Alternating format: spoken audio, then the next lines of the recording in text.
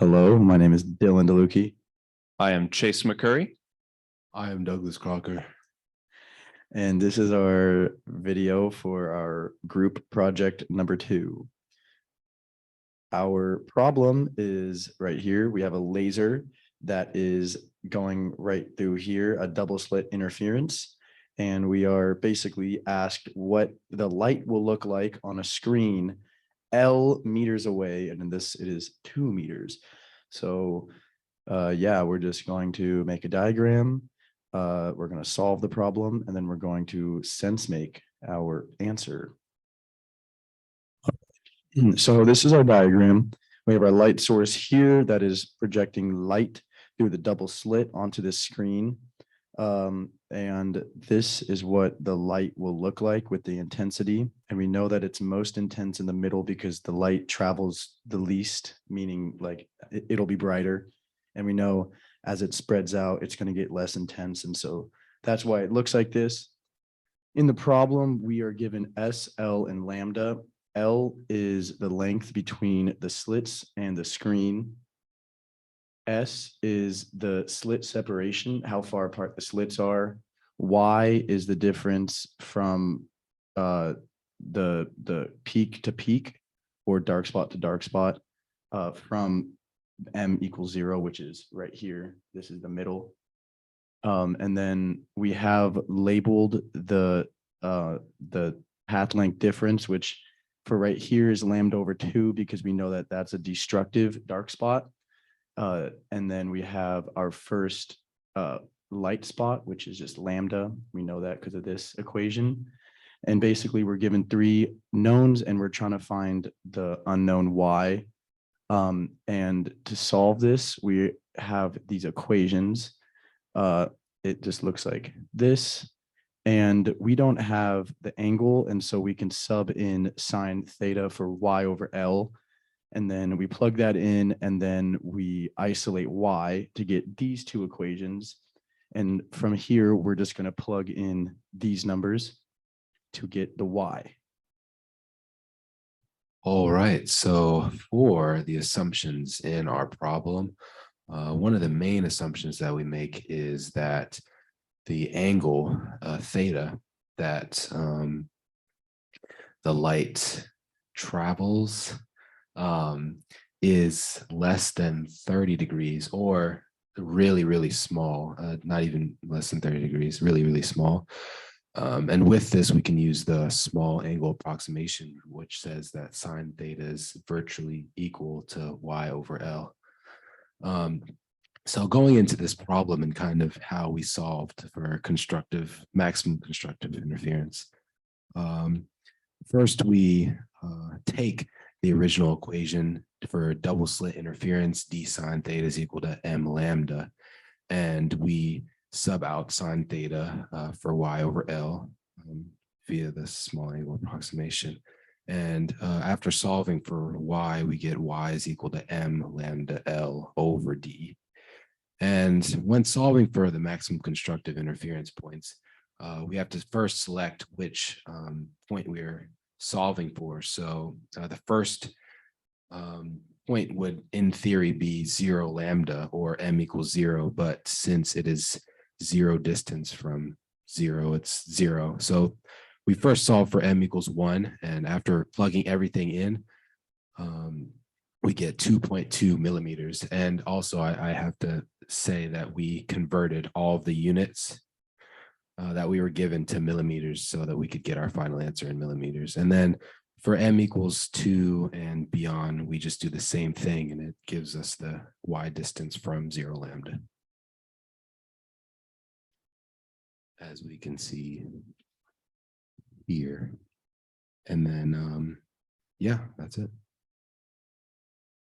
Here we have the calculations for destructive interference and where points of destructive interference occur. We start with the equation where, again, we have substituted sine theta for y over L via the small angle approximation, equal to m, where m is the number of dark spots, plus 1/2 lambda. This equation represents the condition for complete destructive interference. Over here on the right, we have just all of our knowns listed again and converted to millimeters again. And y is the distance from the center that we're solving for. So we rearrange this equation to solve for y, and we get an expression m plus 1/2 lambda L over S, where S is the slit separation, equals y. So what we're doing is we are selecting, again, specific dark spots of complete destructive interference and solving for the y value where these points occur. So for the first dark spot at m equals 0, and when we plug in 0 for m, run through the calculations, we get that the first dark spot occurs 1.1 millimeters from the center of the screen. We run this again with m equals 1 for the second dark spot, and we find that it is 3.3 millimeters away. And as we continue going, we get 5.5 and 7.7. This is true for both sides of the center. It is perfectly reflected on both sides because that is how diffraction patterns behave. And with this and the constructive interference data, we have enough information to construct a scaled-ish diagram of the diffraction pattern that we would see. So on the right, we have our mostly scaled diagram showing the result of this diffraction pattern. The length at the bottom is not to scale in reality. With the scale that we have drawn it at, it would be about 10 meters. That's not realistic to draw. But as far as the distance between bright and dark spots on the screen over here, this much should be to scale. On this diagram here, these solid lines are showing lines of complete constructive interference, showing where the bright spots are created. And these dotted lines are showing the lines of complete destructive interference where dark spots are created. And it's hard to represent artistically, but what we would observe is that we have the most intense bright spot in the middle here, and every bright spot going further out is going to be less intense. And on the side here, you can see we have the measurements for in millimeters where the different spots would occur. We have scaled these up to centimeters for the sake of visibility, but they're still to the same scale, where it's 1.1, 2.2, 3.3 units. And this is showing roughly what we were representing here in this diagram at first, where light comes through, diffracts, and we see different light and dark spots where there is constructive and destructive interference. So here on Desmos, we have created some representations of the problem. For these representations, we are using m equals 1 for all of them, meaning we're always going to be analyzing the first bright spot and how changing other variables in it changes the location of the first bright spot specifically.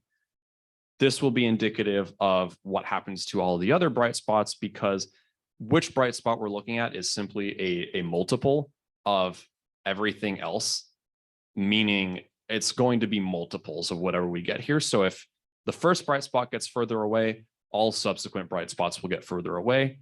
Same is true for dark spots. So looking here, we have the problem as it is with our 550 nanometer wavelength, our 2 meter distance. First bright spot, slit separation is 0.5 millimeters. If we now substitute and we make L variable, and we have a slider here, so when we have L at its default 2000 millimeters, we can see that it's still 2.2. But we can see what happens as we increase or decrease L. So as we increase it from 2000, we can see that the Y value gets higher, meaning as we move the screen farther away from the slits, we will see bright spots that are farther apart.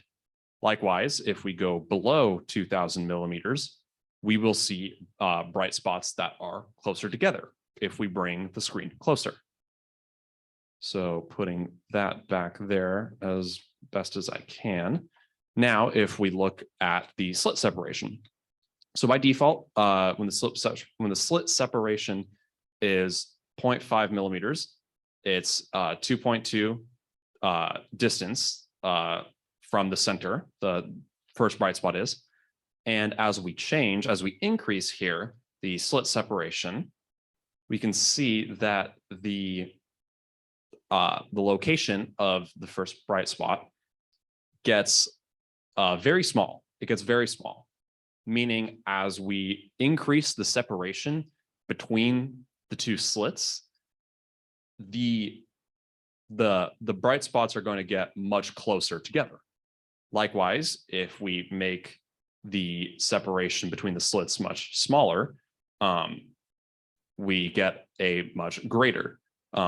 As you know, it wouldn't make sense to have it be negative, but if we put it at 0.1 here, much smaller, we see that it goes from 2.2 to 11. We have a much greater distance to the first bright spot, meaning that we will see a much more spread out diffraction pattern. And looking at the wavelength, we have the wavelength set to its default, 550 nanometers. If we increase that wavelength, we can see here that the distance between bright spots increases. So this means higher wavelengths of light, higher energy light, so say like green or blue or purple light would have more spread out diffraction patterns. There's going to be a greater distance between the bright spots and dark spots. If we make the wavelength smaller, so we have, sorry, I believe I misspoke. This higher wavelength light is lower energy. So this would, so going from 550, we would be going upwards into like red. So this would be red light would have a much more spread out diffraction pattern. If we make the wavelength much smaller so that we're going into the higher energy blue and purple, and you know, the kind of the violet section of the spectrum, we see that the observed distance between bright spots becomes much smaller. We get a much tighter diffraction pattern with the bright spots and the dark spots much closer together. So these are just some of the different variables that affect the pattern and how tight or how spread out it is. And this is just a way of representing that. So for the similar problems that we've worked on in class section of the project 2, we decided to choose one of the problems from homework 7, in particular problem 2, where it asks us a similar problem. We are in this problem given the wavelength and the distance L that the screen is behind the slits. But instead of being given the slit separation, as we were given in the project 2, we are given the distance between 0 lambda and 3.